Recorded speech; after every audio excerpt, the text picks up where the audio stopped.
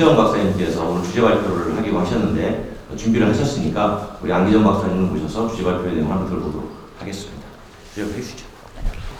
결국에는 카카오가 시장을 독점합니다. 그러면서 그게 누적 호출 건수가 뭐 처음에는 5천만까지 가는데 보시기 알겠지만 4개월 정도 걸렸습니다. 그 다음에 1억까지 가는 데는요, 그가 3, 4개월, 그냥 5천만에서 1억까지 가는 데는 3, 4개월이 안 걸렸어요. 거의 기하급수적으로 지금 늘고 있고, 그래서 제가 보니까, 잘 보니까 2018년 현재 하루에 호출 건수는 160만 건. 이게 전국 택시의 호출 건수가 있지만, 여러분, 하루에 서울시 택시가 몇 건이나 영업하지 아십니까? 120만 건 정도 됩니다. 근데 카카오 전국 호출 받는 게 160만 건이에요. 올라오면 서울시 택시가 3분의 1 정도 택시, 3분 정도 택시만 이 정도면 굉장히 엄청난 숫자라고 말씀드릴 수 있는 거고, 물론 뭐 이게 과대포장이 될 수도 있습니다. 뭐냐면은 호출 봐서 배출 안 되면 또 호출하고 그런 게 있으니까 누적한도 될 수도 있겠지만은 하여튼간에 카카오 영향은 압도적이다 말씀드리고 싶은 거고, 그리고 작년에 제가 직접적으로 기사분들이 카카오를 얼마 사용하는지, 택시 앱을 사용하는 비중 중에서 카카오 얼마 사용하는지 찾아봤더니, 조사해봤더니 94%가 이용하더라는 결론을 얻었습니다. 그리고 호출료는 무료로 했죠. 사실은 기존에 콜 받으면 어떻게 했죠? 전화를 콜을 받고 설명하고 택시에서 오면 호출료를 1,000원 내지 2,000원 내야 했습니다. 근데 이때 카카오는 무료로 했죠. 그러니까 출연료를 감수하면서까지 무료로 했던 이유는 뻔한 겁니다. 시장 지배를 확장하기 위해서. 그런데 이게 적지 않은 형사성 문제에 야기했다는 거죠. 그러니까 서울시가 브랜드 콜 얼마나 들어서 돈을 줘서 구축해놨습니까? 그런데 카카오의 경쟁이 안 되는 거죠. 그런 문제 있어가지고 호출이 안 받으니까 이게 어떻게 보면은 전통적으로 산업조정에서 얘기하는 경제에서 얘기하는 약탈적 가격 정책이라는 거예요. 그러니까 같은 가격을 경쟁하고 자기는 출혈해 가면서 일단은 단기 복귀하고 시장 점유율을 많이 가져가겠다. 그런 형태로 보이는 겁니다. 그래서 더 하나 요즘 운동 강행 사업에서 문제되는 게 뭐냐면, 기본적으로 계획이 좀 약간 이상하게 돼 있어요. 또 택시 회사가 있다 그러면은 강행 본부하고 계약을 이렇게 되는 거죠. 그러면서 강행 계약을 하는데 거기에 수수료 규정이 있고 거기서 매출의 20%라는 규정이 있습니다. 그런데 카이케이어 솔루션이라는 5회사 카카오 모빌리티하고 또 계약이 있습니다. 여기는 택시 회사에 대해서 여러 가지 인센티브를 지불한다는 계획 방식이 있습니다. 그런데 가맹 계약은 5년이고 제휴 계약은 3개월이에요. 이게 어떻게 보면 가맹 계약이 좀 더, 그러니까 어떻게 보면 택시 입장에서, 회사 입장에서는 좀 불리한 조건이 있는 게 5년으로 되어 있고, 좀 자기한테 인센티브를 받을 수 있는 계약은 3개월로 되어 있다는 게 좀 약간 문제가 될 수가 있는데, 문제는요, 매출의 20%라는 겁니다. 매출의 20%라는 얘기는 굉장히 엄청난 거예요. 제가 딴 데한테 얘기했어요. 매출의 20% 너무 심한 거 아니야? 얘기했습니다. 보통 프랜차이즈 계약이 20% 해요. 그 말씀하시더라고요. 근데 어떤데? 어디가 그런데? 그랬더니 베스킨 라빈스라고 그런 거 말씀하시겠고요. 파리바게뜨 말씀하시는데 그렇게 한다고 얘기해요. 아니, 그러면 베스킨 라빈스나 파리바게뜨는 다른 집에 있는 빵을 갖고 와서 파냐? 온전히 베스킨 라빈스고 파리바게뜨 빵이잖아요. 아이스크림이고. 그런데 이거 매출 20%는 건요, 카카오가 콜을 내어주지 않는 거. 그래서 보통은 뒷방을 얘기하는 길에서 손님을 태운 거, 다른 콜로 받는 것도 다 수수료를 가져간다는 얘기입니다. 이거는 좀 과하지 않나 저는 생각을 합니다. 그런 측면에서 말씀드리고 싶은 거고요. 그리고 요즘 또 콜이 잘 안 잡힌다. 가맹사업, 지역사업체 열심히 벌어지다 보니까 일반 사업체는 안 좋더라. 그렇게 의심을 하는데 저는 어느 정도 일정 합리적 의심이라고 얘기하고 싶습니다. 이게 꼭 그렇다고 말씀드릴 수 있지 않은 건데, 그러니까 전체 택시 시장에서 앱 시장의 차지하는 비율이요, 한 30%, 40%밖에 안 됩니다, 사실은. 그런데 골고루 나눠주는 콜을, 합리적 의심 속에서 얘기하자면 골고루 나눠주는 콜을 일정 부분 자기의 우호적인 가맹사업자, 지역사업자에게 몰아준다고 그러면은 당연히 에어포츠 시장에 대한 지배력은 강화될 수밖에 없는 거고, 나머지는 콜을 못 받을 수 있는 현상이 벌어질 수 있는 아무튼요, 사실은요, 부가 서비스를 개발하는 거는 사실 규제 때문에 그렇지 무궁무진하다고 생각합니다. 그리고 전문가들 머리 맞대고 어깨 이시는 머리 맞댄다고 그렇게 어떻겠습니까? 그런 식으로 좀 굉장히 수동적으로 대처를 했는데 좀 더 택시 하시는 분들이 좀 능동적으로 대처하는 것이 이번 그 카카오 도둑이 지배적 문제를 그랬지만 앞으로 어떻게 구성일지 모르고 어떻게 또 독점 형태가 나타날지 모르는 거니까 거기에 대비할 수 있는 방향이 되지 않을까 생각을 해봤습니다. 예, 이상입니다.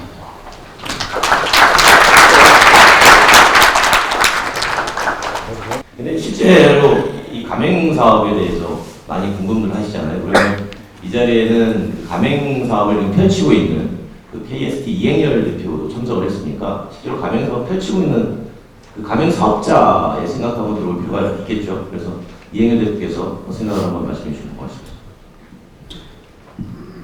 네, 안녕하십니까. 마카오 택시를 운영하고 있는 캐스 모빌리티의 반갑습니다.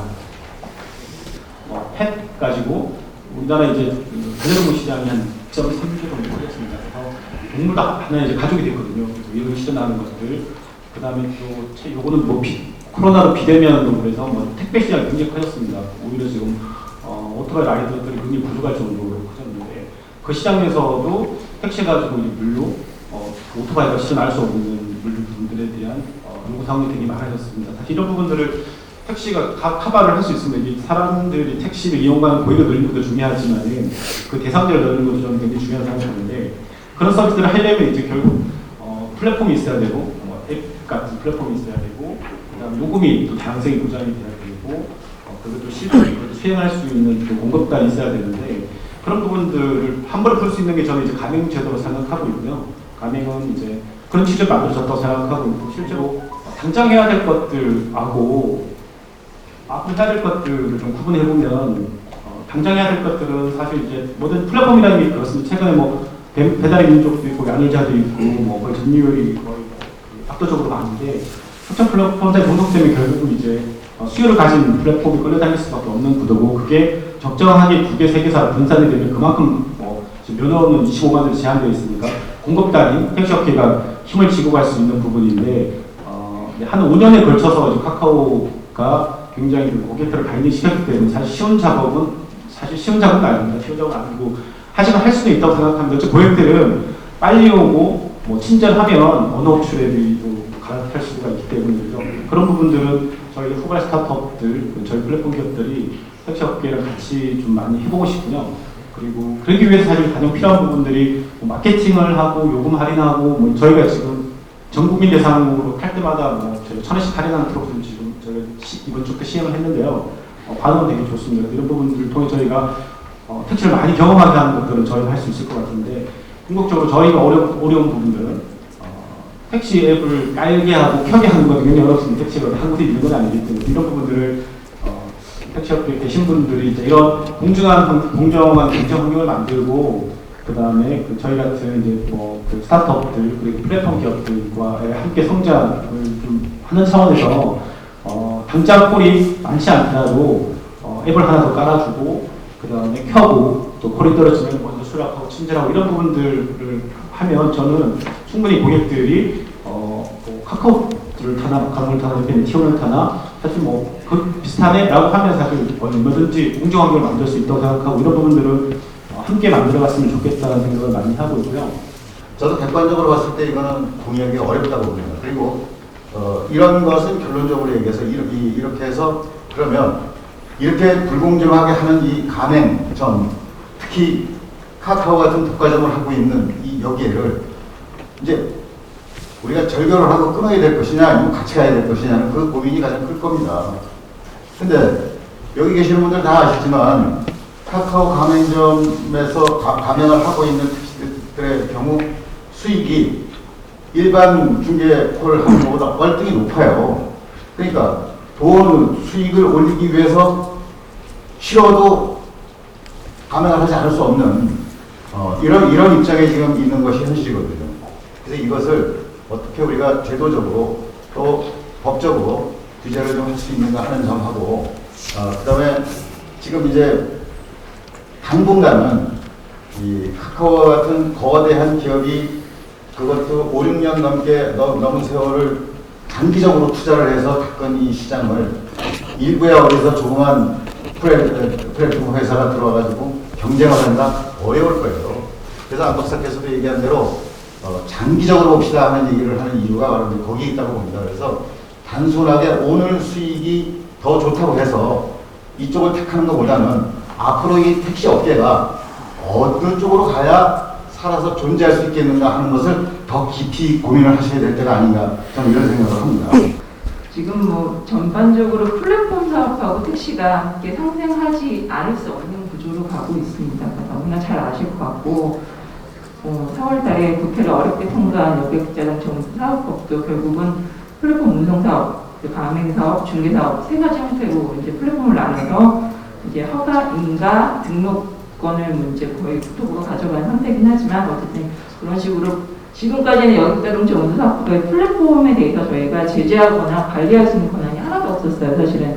그래서 카카오나 다른 택시에 대해서 많은 민원이 저희 과로 많이 들어옵니다. 근데 저희가 그거를 관리 감독할 수 있는 권한이 없었는데 어쨌든 지금 법이 만들어졌고 시행령 시행 규칙이 앞으로 계속 만들어질 예정이니까 저는 이제 부탁드리고 싶은 게 어렵다 하지 마시고 구체적으로 그 입법 안에 택시 쪽에서 이제 얻어낼 수 있는 것들을 좀 구체화시켜서 입법 제안을 좀 해주셨으면 좋겠어요. 네, 그게 좀 필요할 것 같고.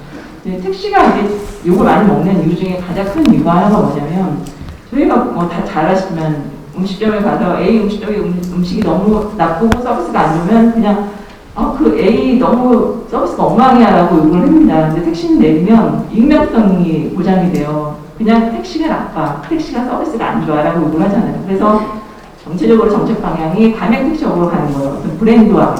그래서 그 브랜드 내에서 서비스를 관리하고 기사들을 교육하고 자기네 브랜드를 골라 키울 수 있게끔 경쟁을 시켜야겠다라는 정책 목표를 가지고 지금 국토부가 갖고 있고 그래서 가맹사업으로 가는 거거든요.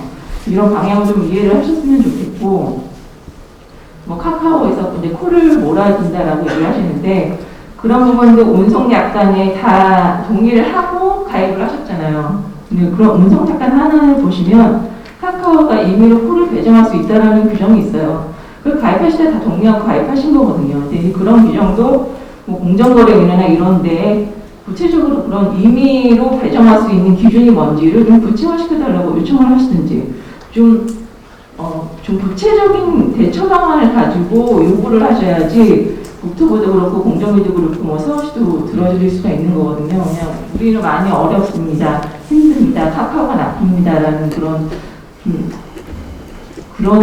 거는 좀 저희가 해결해드리기 좀 어려운 부분이 있으니까 그런 좀 택시 업계가 특히 정부단위에서 좀 많이 연구를 하시고 토론회도 많이 하시고 그래서 좀 그런 입장을 좀 구체화시키셔서 요구를 하시면 어떨까라는 좀 생각이 들고요. 네, 뭐 저는 이 정도로 말씀드립니다. 길들이다 그런 말씀하셨는데 그게 바로 아까 발표할 때 말씀드렸던 녹인 효과라는 게 바로 그런 거고요. 길들여졌기 때문에 다 가는 다른 걸 할 생각 별로 안 하는 그런 현상 벌어지는 거고 사양산업, 뭐 전화 그래 사양산업 아니다 말씀하셨는데 저는 어디 가도 항상 그럽니다. 택시는 사양산업 아니다. 뭔 소리냐 얘기 말씀 많이 하거든요. 앞으로 뭐 자율주행 차 오고 그러면 택시 필요 없는 거다 얘기하시는데 그 서울시에 버스 지하철 매출 합쳐서 3조예요. 근데 그 수정 분담률이 60%거든요. 하지만 택시는 6.8% 정도뿐이 안 됩니다. 근데 매출이 3조예요. 더더구나 저는 생각하기에 법인 택시의 기사만 더 확보된다고 그러면은 훨씬 더 많은 매출을 올릴 수 있는 게 택시라고 생각합니다. 그렇기 때문에 굿즈도 크고 그래서 아직은 사회사업이 아니다. 눈이 강조하고 다니는데 뭐 여기 반대 사람이 많습니다. 하여튼 그건 그렇고 아까 김기복 대표님이 규모도 또는 좀 크게 해서 브랜드로서 승부를 해야 된다 말씀하셨지만은 사실은 여기서 가장 문제되는 게 이용자의 선택이라는 문제거든요. 저는 그 아까 마지막에 그림 좌우로 나뉘는 그림 보여드렸죠. 그러니까 이용자 있고 플랫폼 있고 그 밑에 택시 회사가 있는 그런 서플라이 체인에서의 저는 이걸 뚫기 위해서 가장 약점이 뭔가 하는 생각을 해봤어요. 그렇지 않고 저는 도저히 대규모 자본을 갖고 있고 기술도 갖고 있고 그런 회사를 상대할 수 있을까? 몇 년을 쳐도 고민이 안 나오는데 저는 생각해 보니까 역시 두 가지뿐이 없더라고요. 첫 번째는 뭐냐면은 아까 말씀드렸던 게 거기에 결론이 다 연결되는 건데 새로운 사업을 하셔야 되는 거예요. 발굴하셔가지고 그런 거를 오롯이 카카오 경쟁할 수 있는 그런 사업을 해야 되겠다. 다짐을 가지셔야 되는 거고 두 번째가 퀄러티입니다. 제가 왜 이런 말씀 드리냐고 하면 대부분 사람들이 뭐 카카오 불러서 아니면 딴 것도 불러서 타는데 그런 말씀 하시는 거예요. 아니 그 택시인데 똑같은데 그냥 택시 똑같으니까 아무나 타시 이렇게 말씀하시거든요. 사실은 카카오에 그 로그인되었던 이용자를 끌어오셔야 되는 거잖아요. 그러면은 뭔가 특별한 걸 보여줘야 되는데 그게 뭐냐면 택시는 딴 거 없습니다. 무조건 친절해야 됩니다. 그리고 매뉴얼 갖추고 있어야 되고 그런 거를 느꼈을 때 이 택시는 뭔가 좀 다르네? 그런 느낌 가지고 소비자들이 앱을 갈아탈까 플랫폼 갈아탈까 이렇게 고민을 하게 만드셔야 되는 거거든요. 그래서 그런 측면에서 저의 오늘 말씀드린 결론이 다 연결될 거라고 생각합니다. 그런 측면에서 좀 택시 업계의 분발이라고 해요. 그런 걸 좀 고민하게 됐습니다. 예. 한마디죠. 변하지 않으면 안 된다는 거잖아요. 그동안 열심히 해왔지만 세상이 변하는데 우리도 변하지 어떻게 하겠어요. 그 변화를 대신 좀 상생하는 방향으로 잘 따라가자라는 측면에서 오늘 이제 플랫폼 택시 발전 및 독점적 지배 시장 개선을 위한 세미나가 열렸고요. 오랜 시간 참여해 주셔서 대단히 감사합니다. 이만 세미나를 마치도록 하겠습니다. 고맙습니다. 함께 저희가 간단한 기획본을 하나 준비했습니다. 나가시면서